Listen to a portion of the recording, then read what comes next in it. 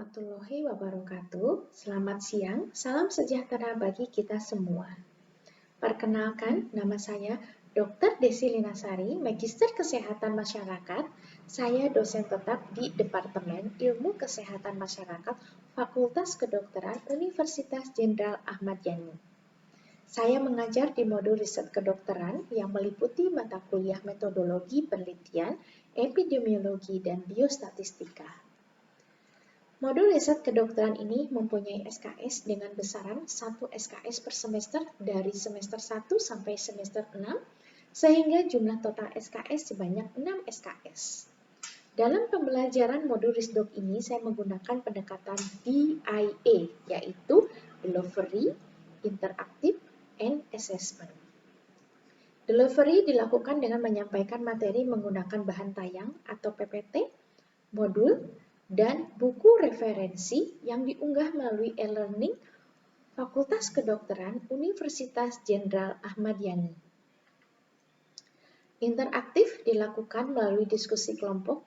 Dengan kegiatan diskusi kelompok ini kita dapat menilai yang pertama, profesionalisme mahasiswa terhadap tugas, mulai dari mahasiswa datang tepat waktu, mengerjakan tugas dengan baik, dan berperan aktif dalam diskusi.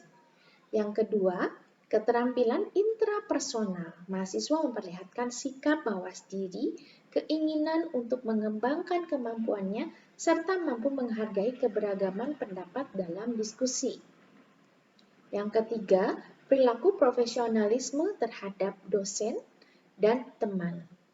Mahasiswa memperlihatkan sikap menghargai kepada dosen dan temannya, serta mampu menunjukkan keterampilan komunikasi yang efektif dalam diskusi. Yang terakhir adalah assessment dilakukan dengan melalui tugas dan kuis. Saya di sini akan terlebih dahulu menjelaskan capaian pembelajaran salah satu mata kuliah yang ada di modul riset kedokteran, yaitu mata kuliah metodologi penelitian. Adapun capaian pembelajaran mata kuliah ini adalah yang pertama, mampu menjelaskan konsep dan prinsip penelitian. Yang kedua, mampu menguraikan langkah-langkah dalam penelitian. Yang ketiga, mampu mengidentifikasi berbagai pendekatan riset kedokteran, kualitatif dan kuantitatif, observasional dan eksperimental. Yang keempat, mampu melakukan telaah jurnal dengan menggunakan desain cross-seksional, kasus kontrol, kohort, dan uji klinis. Yang kelima terakhir yaitu mampu menyusun proposal penelitian dengan baik. Saya akan mendeskripsikan mata kuliah metode penelitian. Mata kuliah ini menjelaskan mulai bagaimana membuat suatu proposal penelitian dan desain penelitian yang akan digunakan. Materi pembelajaran yang saya berikan mulai dari proses penelitian, langkah-langkah penelitian, perumusan masalah dan tujuan, komponen proposal penelitian, membuat instrumen penelitian, tata cara penulisan laporan, desain penelitian kuantitatif yang meliputi desain deskriptif, cross-seksional, kasus kontrol, kohort, uji eksperimental, dan uji klinis. Dan yang terakhir adalah metode penelitian kualitatif. Untuk sistem pembelajaran di FK Unjani ini, selama masa pandemi masih melakukan kegiatan belajar mengajar dengan metode daring, yaitu menggunakan Zoom untuk meminimalisasi penularan kepada sesama. Sistem pengumpulan tugas dengan menggunakan Google Drive dan sistem penilaian menggunakan OVAS, yaitu Online Formative Assessment System. Dalam modul Risdok ini terdapat beberapa metode pengajaran, yaitu kuliah, diskusi kelompok, keterampilan komputer, dan seminar. Metode perkuliahan ini dengan menggunakan ceramah dan untuk meningkatkan keaktifan mahasiswa, maka di sela-sela kuliah mahasiswa diberikan contoh penelitian yang dapat dilakukan oleh seorang dokter, sehingga mereka mendapatkan gambaran seperti apa penelitian di bidang kedokteran. Perkuliahan diselingi dengan memberikan pertanyaan terhadap mahasiswa untuk mendorong keaktifan mahasiswa. dan mahasiswa diperbolehkan bertanya apabila ada yang masih kurang dipahami. Kegiatan diskusi kelompok ini, mahasiswa akan diberikan suatu jurnal penelitian yang akan dibahas dan dianalisis secara mendalam dalam kegiatan diskusi kelompok yang akan dipandu oleh satu orang dosen fasilitator.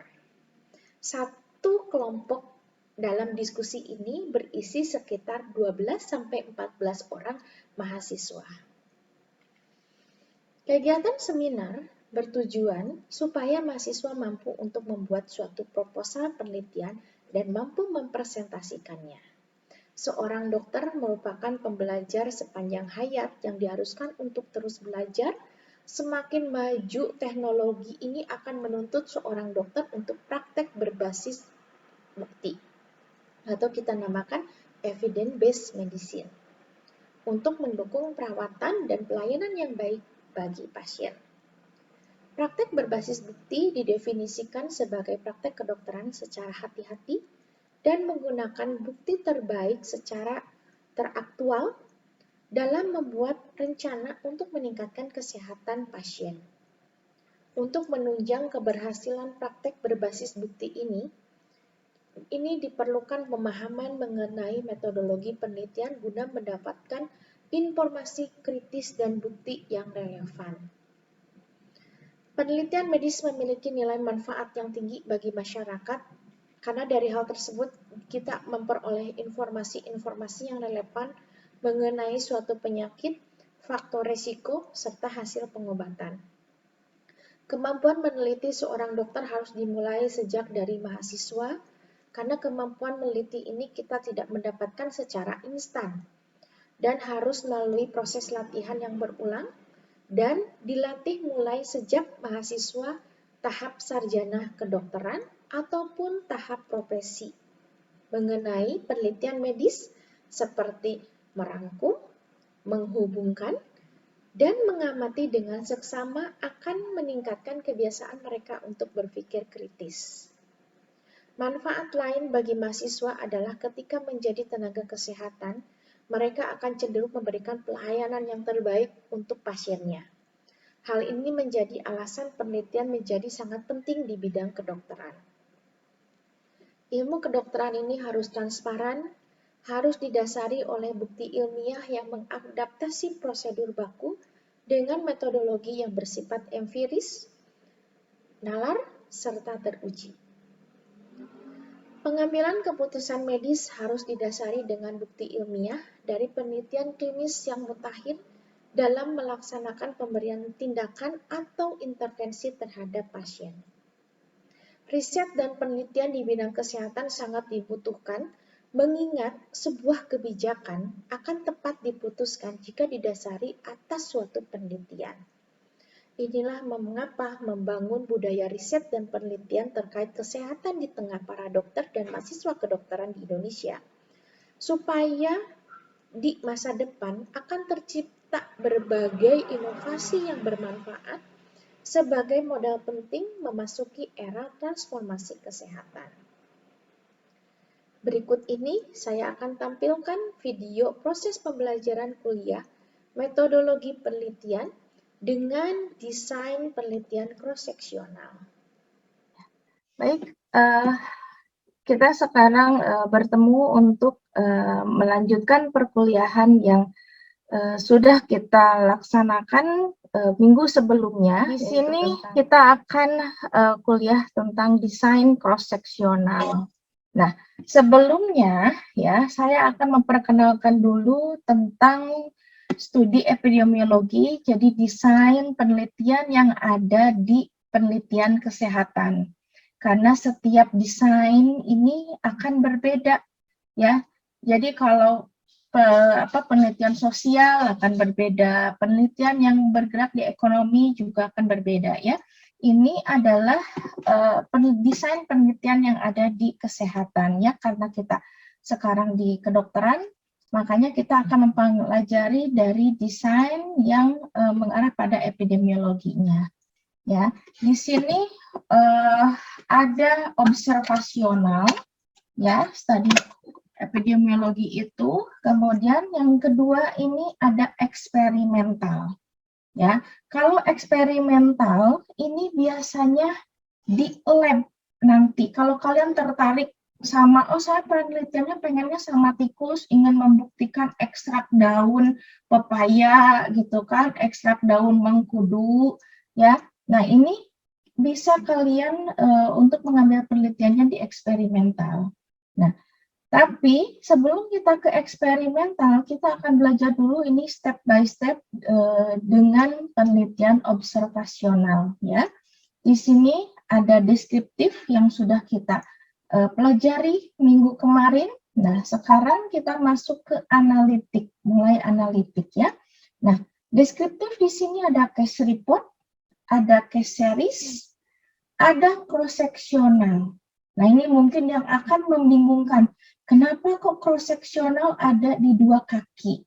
Ya, ada di deskriptif, kemudian kok ada di analitik. Nah, kita bisa melihat di sini ada cross-sectional juga di analitik ya.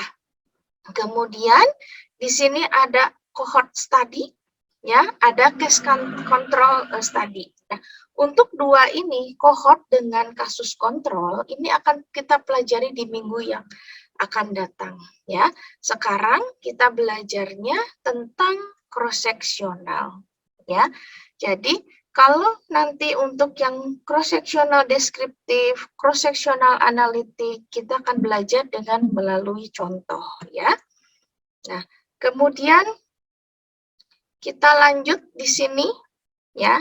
Kita mengenal dengan adanya penelitian observasional dulu, ya. Yang penelitian observasional analitik itu apa, ya? Jadi di sini pengertiannya dulu adalah survei atau penelitian yang mencoba menggali bagaimana dan mengapa fenomena kesehatan itu terjadi. Ya, kemudian dilakukan analisis dinamika korelasi antara fenomena, baik antara faktor risiko dan faktor efek. Nah, ini mungkin kita pertama kali belajar ya. Kalau kemarin kan pada saat deskriptif kita tidak ngobrol faktor risiko atau faktor efek.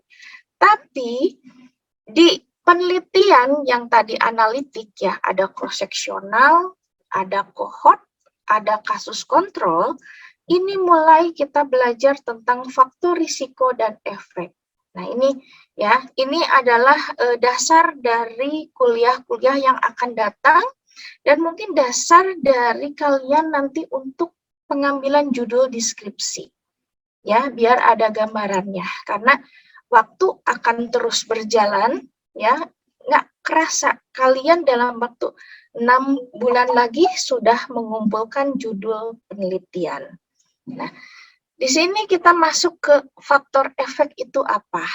Ya, faktor efek adalah suatu akibat dari faktor risiko. Nah, jadi di sini ya, kalau seandainya kalian mendengar, oh ini ada efek, terus ada juga yang bilang outcome, ya. Nah, baik pada saat bilang efek atau outcome, ya, ini sama aja. Ya, dia suatu akibat dari faktor risiko. Nah, sekarang faktor risiko itu apa? Adalah suatu fenomena yang mengakibatkan terjadinya efek. Jadi, suatu fenomena yang mengakibatkan. Contohnya, ya, kita lihat, mungkin kalian sangat familiar sekali dengan rokok. Rokok bisa menyebabkan apa? Coba, ada yang tahu rokok bisa menyebabkan apa saja? Izin jawab dokter, bisa menyebabkan penyakit TBC dok. TBC, ya. Selain TBC, yang paling sering kalau yang ada di bungkus rokok menyebabkan kanker? Paru-paru dokter. Kanker paru-paru. Ya, nah ini kita bisa melihat bahwa rokok menyebabkan TBC, rokok menyebabkan kanker paru-paru. Nah, rokok di sini ya disebut dengan faktor risiko. Ya, kalau TBC dengan CA paru ini yang dinamakan dengan outcome atau efek. Jadi kalau ada orang yang merokok, ya, ini kan outcome-nya dia bisa mengefek kepada paru-paru karena kan TBC ada di paru-paru, ya. Gini, kalau kita seandainya membandingkan orang yang merokok dengan orang yang tidak merokok, lebih mudah mana sih seseorang tersebut bisa terkena TBC? Ya, mungkin ya. Ini kan yang orang merokok ini secara nanti kapasitas vital parunya itu dia menurun. Ya. Kemudian banyak sekali akibat dari nikotin dan senyawa-senyawa lainnya yang akan mempermudah seseorang dia terkena TBC. Begitupun kalau rokok dengan kanker paru-paru ini jelas sekali. Kalian bisa melihat di belakang rokok itu kan ada yang sampai di sini lehernya dibolongin, ya, dan sebagainya, kan mengerikan sekali ya kalau kita melihat di yang belakang rokok. Oke, ya. Oke, sini saya terlebih dahulu ingin memastikan pemahaman dari kalian dulu, ya. Ada nggak yang bisa memberikan contoh yang lain? Ya, faktor efek dengan faktor resiko. Ya, silahkan. Siapa yang bisa? Izin dokter. Ya, silahkan Hanestri. Izin dokter, mungkin kalau untuk faktor efek itu bisa tadi kan dari rokok itu ada penyakit tuberkulosis ya dokter ya. Kemudian risikonya itu mungkin bisa diambil dari faktor risiko lain dari penyakit tuberkulosis, yaitu ada mungkin ventilasi yang buruk dokter. Oke, bagus sekali ya. Jadi di sini Hanestri mau menambahkan faktor efek ini adalah ventilasi yang buruk. Ya, ini bisa menyebabkan TBC. Ya, makanya kan kita bisa melihat kalau seandainya kita kunjungan rumah ya pada orang yang terkena TBC, kita harus observasi langsung. Ya, kita harus mengamati rumahnya, bukan mengamati rumahnya, oh si ini punya apa, si ini punya itu dan sebagainya, bukan. Ya, tapi kita harus melihat ventilasinya bagus atau tidak. Ya, apakah dia sudah memenuhi syarat atau belum ventilasinya, ya. Contoh banyak sekali.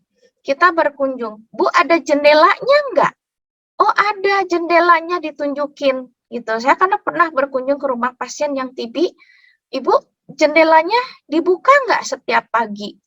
Oh, enggak, Dok, karena dipaku permanen. Nah, itu. Jadi pertanyaannya itu bukan Bu, ada jendelanya ada enggak? Ada.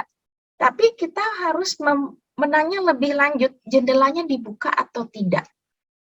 Ya. Nah, kalau seandainya dia punya jendela kemudian tidak pernah dibuka, itu saya rasa dia masih belum memenuhi syarat dari minimal, ya. Sampai sini dari 2 slide ini ada yang mau ditanyakan?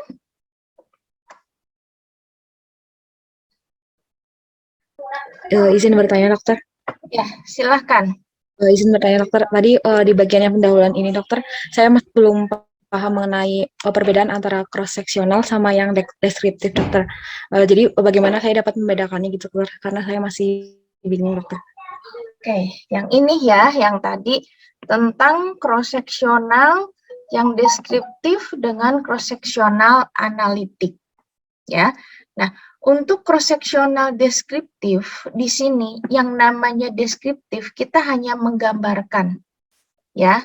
Jadi tidak analisis. Contohnya, berapa persentase laki-laki yang merokok? Ya, jadi kan berapa persentase ada laki-laki, ada rokok. Ya, jadi kan kita hanya melihat kalau kita punya tabel 2x2 gitu kan ya. Ini A, B, C, D, positif, negatif, positif, negatif. Ya, ini anggap dia rokok. Ini dia laki, ini dia perempuan. Ya, jadi kalau dia deskriptif cross-seksional, jadi pertanyaannya kan ini ada 2 variabel ya, laki-laki dengan rokok. ya, atau berapa persen orang yang merokok, gitu kan? Atau kalau kamu takutnya pusing, bisa juga di sini. Kita di sini rokok, ya. Kemudian di sini adalah CA paru. Jadi pertanyaannya adalah berapa persen orang yang merokok kena CA paru. Nah, kalau ini deskriptif, oh yang terkena rokok dengan CA paru sekarang 40%. Udah, kita kan tidak menganalisis apapun, kita hanya memotret gitu kan, ya, bahwa oh ini yang terkena CA paru yang merokok ini 40%. Akan berbeda kalau analitik. Analitik kita mempunyai tabel yang sama, ya. Di sini A, B, C, D, ini positif negatif, ini positif negatif. Yang di atas itu selalu penyakit. Ya, yang di bawah jadi penyakit, outcome atau efek itu di atas, ya, berada di kolom. Sedangkan kalau yang di baris ini adalah risiko. Di sini adalah rokok. Ya. Nah, kalau yang cross-seksional adalah bagaimana hubungan antara risiko dengan CA paru. Kita akan menganalisis. Ya kan, di sana kita akan menganalisis hubungan dari keduanya. Ya. Nah, dari hubungan keduanya ini gitu kita melihat ada nggak sih hubungannya? Nah, oh ada hubungannya karena faktor risiko ini akan menyebabkan atau rokok ini akan menyebabkan CA paru. Ya, begitu yang bisa saya sampaikan, Akila.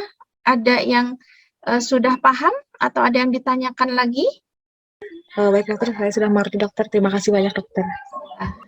Baik, kita akan lanjutkan ya. Nah, ini untuk pengertian dari cross-seksional. Ya. Cross-seksional merupakan suatu penelitian yang mempelajari korelasi antara paparan atau faktor risiko. Nah, ini yang harus dipahami. Faktor risiko ini adalah independen karena dia kalau independen ya karena dia mempengaruhi ya. Tapi kalau akibat atau efek ya ini adalah dependen karena dia dipengaruhi. Jadi jangan sampai kebalik nanti kalau membuat suatu judul, jangan hubungan CA paru dengan rokok. Tapi hubungan rokok dengan CA paru. Jadi faktor risikonya dulu ya. Kan kita nggak mulai dari CA parunya dulu kan? Ya, tapi mulainya dari rokok nanti dia menyebabkan CA paru. Ya. Nah, kemudian di sini intinya ya yang harus diingat adalah dia pengumpulan datanya secara serentak dalam satu waktu. Ya, jadi di sini point time approach. Jadi cuman hanya satu kali waktu pasien tidak diikuti, tidak ada pre dan post. Ya. Kita lanjutkan terlebih dahulu. Nah, ini penelitian cross-seksional yang sering disebut juga dengan penelitian transversal merupakan penelitian epidemiologi yang paling sering dikerjakan pada bidang kesehatan. Tingkatan paling lemah dikarenakan secara epidemiologi paling mudah dan sederhana tidak dijumpai hambatan yang berupa pembatasan tertentu. Ya, jadi cross-seksional ini ya paling sering dikerjakan, termasuk paling sering dikerjakan oleh mahasiswa. Kalau saya bisa survei, ini sekitar 50% mahasiswa itu pada saat pembuatan skripsinya mengambil desain cross-seksional. Ya, baik. Sampai di sini ada yang mau ditanyakan atau yang belum dipahami? Izin bertanya, dokter. Ya, Silakan, Aulia. Baik, dokter, izin bertanya. Tadi dokter mengatakan mahasiswa sering melakukan penelitian cross-seksional atau penelitian transversal ini. Untuk dari saya di sini, saya masih bingung kenapa penelitian cross-seksional ini merupakan penelitian yang sering dilakukan oleh mahasiswa, dok. Oke, ya. kita di kedokteran mempunyai 7 semester. Ya, pada saat semester ke-7, kamu harus mengerjakan skripsimu, ya, dan kamu masih tetap kuliah dengan full. Kan ada blok 19, ada blok 20, ada blok KTI. Nah, ini kan kalau KTI ini dimulai dari blok 15 atau 16. Jadi, selama kamu pembelajaran, kamu juga harus menyelesaikan skripsinya.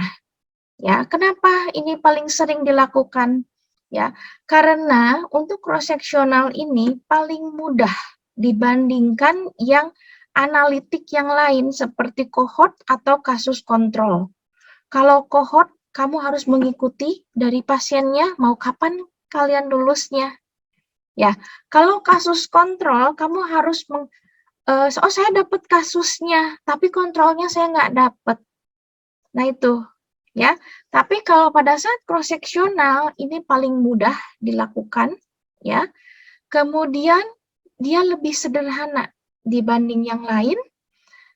Kemudian ini kalian memerlukan waktu yang cepat. Ya, karena kan kata saya juga kalian harus lulus dari bloknya, skripsinya juga harus lulus. Karena yang tadi ini poinnya, secara serentak dalam satu waktu. Jadi dalam satu waktu, kamu akan ketemu faktor risiko dengan faktor efek. Jadi secara keseluruhan, untuk cross-sectional ini dia waktu lebih hemat, tenaga juga, ya, dengan biaya yang lebih murah. Jadi minimal pada saat kalian membuat suatu penelitian, minimal nggak terlalu deskriptif, tapi saya anjurkan, ya, kalau yang tadinya niatnya deskriptif, minimal ini penelitiannya adalah menggunakan cross-sectional. Ya, oke? Sudah jelas? Aulia? Izin sudah jelas, Dok. Terima kasih banyak. Ya, baik. Kalau gitu kita lanjutkan. Ini adalah tujuan penelitian cross-sectional, ya, untuk mengetahui masalah kesehatan masyarakat, untuk mengetahui prevalensi penyakit, untuk mengetahui hubungan antara faktor risiko dan frekuensi penyakit, untuk memperkirakan adanya hubungan sebab akibat yang seperti tadi saya jelaskan contohnya dari rokok dengan paru-paru, dan untuk memperoleh hipotesis spesifik yang akan diuji melalui penelitian analitik. Nah, ini adalah ciri-cirinya, ya. Jadi kita bisa mengetahui antar variabel itu berhubungan atau tidak. Tapi di sini kita tidak bisa mengatakan ini adalah hubungan sebab akibat. Karena yang tadi, dia waktunya singkat, ya, 1 kali datang ke lapangan, kita mendapatkan 2 data. Kalau sebab akibat, ya, ini minimal kita harus penelitiannya cohort, ya, karena kita ikuti. Kemudian, antara exposure dengan outcome tidak terdapat hubungan waktu. Ya kan memang kita pada saat masuk ke lapangan, kita mendapatkan data 2, baik exposure dengan outcome, jadi memang kita tidak bisa melihat hubungan waktunya, kecuali kalau cohort. Kalau cohort contohnya, kita, saya punya pasien 10 orang, atau saya punya pasien 50 orang yang ngerokok. Saya ikutin, gitu kan, apakah dia terjadi TB, atau dia terjadi kanker paru-paru. Ya, nah itu kita bisa melihat adanya hubungan waktu. Ya. Setelah menggunakan kelompok kontrol sebagai pembanding, ya, dapat menggunakan analisis statistika inferensial untuk membedakan atau membandingkan. Baik, untuk tugasnya nanti bisa di-upload di si ACAD, ya, seperti biasa. Nanti saya akan memberikan dari nilai tugasnya, ya. Baik, kita sampai di sini. Assalamualaikum warahmatullahi wabarakatuh. Waalaikumsalam warahmatullahi wabarakatuh. Terima kasih banyak, Dokter. Baik, demikian deskripsi singkat dari saya. Semoga dapat memberikan gambaran mengenai kegiatan dalam bidang pendidikan dan pengajaran saya sebagai dosen di Fakultas Kedokteran Universitas Jenderal Ahmad Yani, khususnya pada mata kuliah metodologi penelitian. Atas perhatiannya, saya ucapkan terima kasih.